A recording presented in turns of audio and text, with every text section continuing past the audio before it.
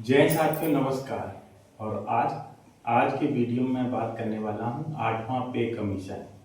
ये अगर आप सरकारी नौकरी की तैयारी कर रहे हो तो आपके लिए अहम, और अगर आप सरकारी कर्मचारी हैं तो आपके लिए अहम होने वाला है। इसमें मैं बात करूँगा कि क्या अपडेट है और जो नए भर्ती हैं उनकी सैलरी कितनी हो सकती है, उस पर बात करते हैं। जो अगर हम आठ पे कमीशन की बात करें, पहला पे कमीशन 1 जुलाई 1947 से लगा था। फिर दूसरा 1 जुलाई 1959 में लगा। पे कमीशन 10 साल के अंतराल में लगता है। कभी कभी पे कमीशन 10 साल की समय अवधि से 11 साल भी लग जाते हैं। और 8वां पे कमीशन है जो अपना 1 जनवरी 2026 से लगना है। तो आगे इसकी क्या अपडेट दी गई है इसका मैं स्क्रीनशॉट बगल में भी लगा दूंगा, जिससे आपको पढ़ने में आसानी होगी। केंद्रीय मंत्रिमंडल ने 8वें केंद्रीय वेतन आयोग के विचारार्थ विषयों की स्वीकृति दी है।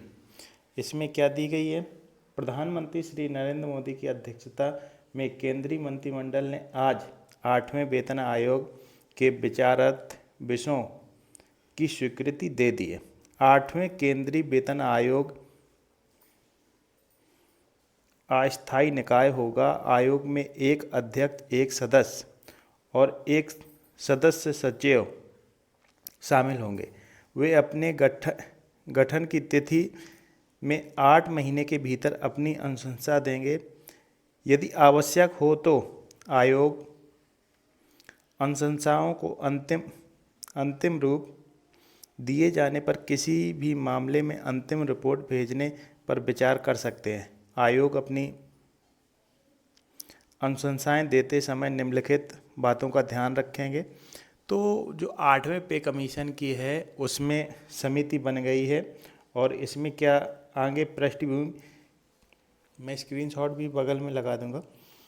केंद्रीय वेतन आयोग का गठन समय समय पर केंद्र सरकार के कर्मचारियों के पारिश्रमिक ढांचे, सेवानिवृत्ति लाभों और अन्य सेवा शर्तों से संबंधित विभिन्न मुद्दों पर विचार करने और उनमें आवश्यक बदलाव के संबंध में अनुशंसा देने के लिए किया जाता है। आमतौर पर वेतन आयोग में अनुशंसाएं प्रत्येक 10 वर्ष के अंतराल पर लागू की जाती है।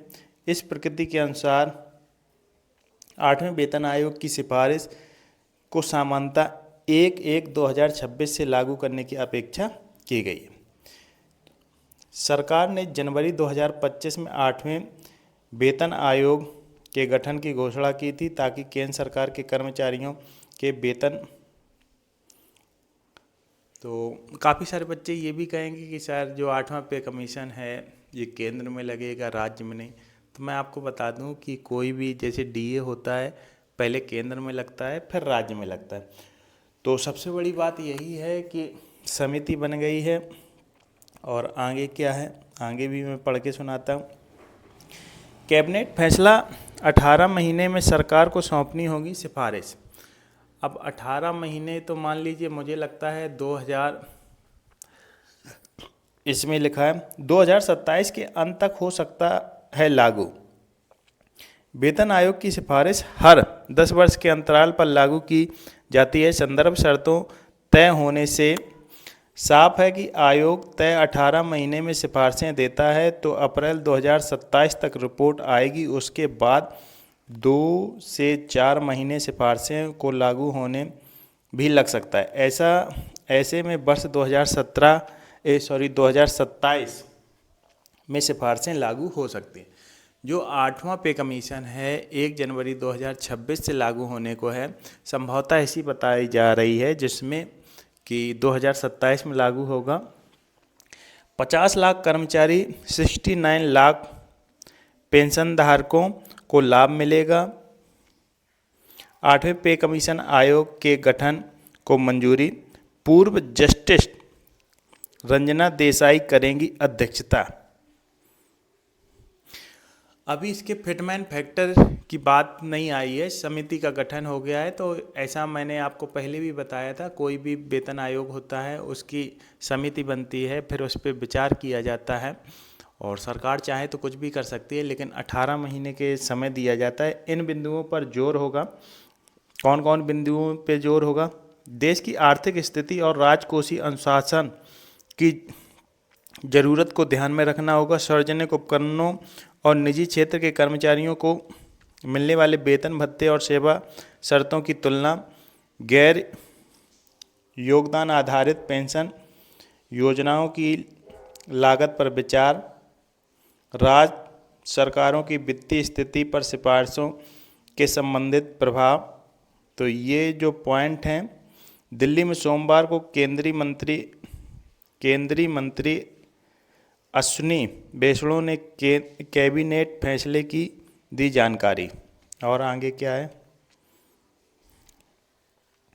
8वां केंद्रीय वेतन आयोग 1 जनवरी से होगा लागू। जस्टिस रंजना देसाई को बनाया गया अध्यक्ष। संदर्भी शर्तों पर निर्धारित 18 महीने के भीतर देगा अनुशंसाएं। महंगाई भत्ता वेतन में होगा शामिल। बम्पर तनख्वाहें बढ़ेंगी। यही सुनने के लिए तो बेताब थे। बम्पर 2026 से लागू हुआ था 7वां वेतन आयोग। देखो, जो सैलरी है, जो न्यूनतम फिटमैन फैक्टर माना जा रहा है वो 1.92 माना जा रहा है। और देखो, ये कोई अभी ऑफिशियल फिटमैन फैक्टर नहीं है, लेकिन 1.92 कम से कम फिटमैन फैक्टर होगा। लेकिन मुझे लगता है कि 2.46 फिटमैन फैक्टर, 2.56। अब अगर मैं 1.92 फिटमैन फैक्टर लेके चलें तो कितनी सैलरी बनती है उसको भी मैं करके आपको दिखा देता हूँ। इसमें जो नए पुलिस कर्मचारी होंगे 19,000 इंटू 1.92 और इसका लगा दो